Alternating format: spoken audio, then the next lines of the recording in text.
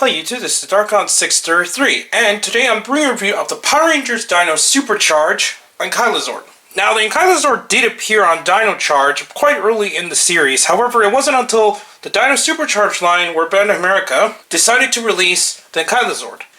Now, unlike the previous releases of the mecha in the Bandai America toy line, they decided to release it with a fossil charger, which will be also released in one of the packs most likely down the line as well.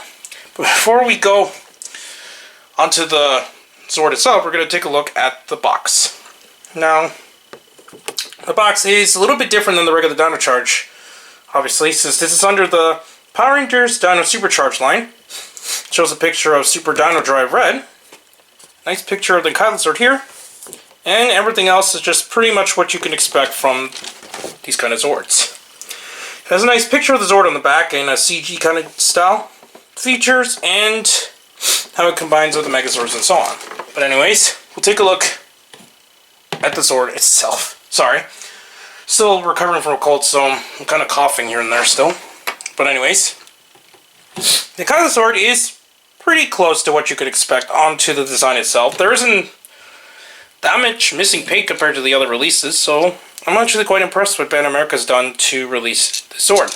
But anyways, just like with the other Zords, it does have an action feature. First, you have to open up the Ankylo Zord's mouth, like any of the Zords, and put in any charger, doesn't matter, just like the other auxiliary and so on.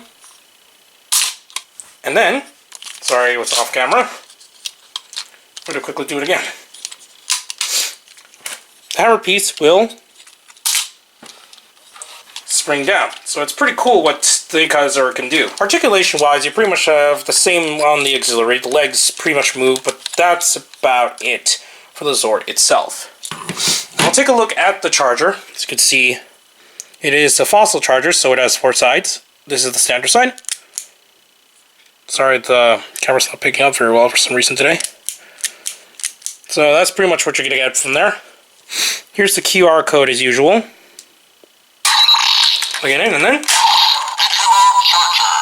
engage, energize, unleash the power.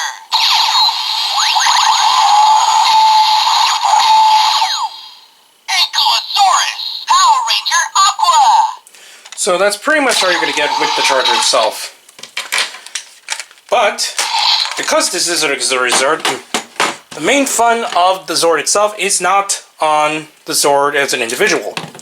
Here we have the Dino Charge Megazord here, and unfortunately it's off camera. I'm going to come back so we can have a better look at the Zords together. Anyways, we're back. I decided to bring out the standard version of the charger from the charger pack. I'm going to be taking a look at this once we get to that review, but I decided to do the Zords first. We're going to put this inside the Ankylo Zord's mouth and just keep it in there for now. And now, we're just going to take one of the limbs off, which I decided I'm just going to take the Triceratops Zord off, and attach this to the Dino Charge Megazord. Now, transformation is pretty much the same as all the auxiliaries. All you need to do is bend away the legs and so on, so that's pretty much it. Then, what you're going to do is snap this in, the combination here.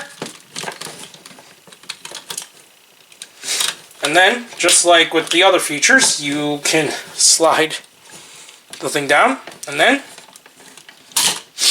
it'll bring out the hammer as usual. So that's pretty cool what this Zord can do. I really liked the Ankylo Zord, and I also liked Ankylo.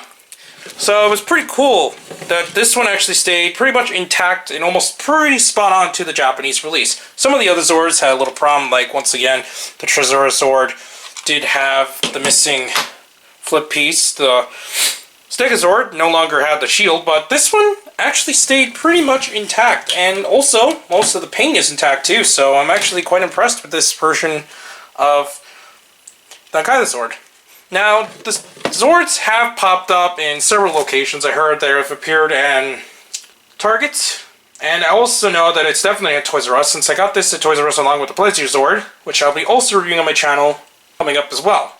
Now, I highly recommend picking up this Zord, especially since it seems like a lot of stores are trickling out a better release of these Zords in the last week or so. So I highly recommend picking this up, especially if you've been collecting the Zords so far, Or, if you don't have any of the auxiliary Zords, such as the Raptor or the Parazord by now, I still think this is definitely a lot better than those other two releases, just because of the gimmicks and the design alone. So, I highly recommend picking this up, and I'm pretty sure you will not regret this decision of choice. The Zord goes for around $15, so it's definitely worth in that scale, and nothing really more.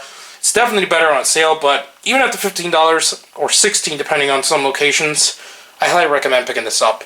But anyways, please comment, subscribe, and check out Hirotaku and the Gideon blog as soon as they reopen. Also, please check out my Twitter handle under Darkon633, and please check down the other channels down below, including the WW podcast and more. And I'll be bringing more Dino Charge reviews pretty soon. Anyways, I'll be seeing you on YouTube. Bye.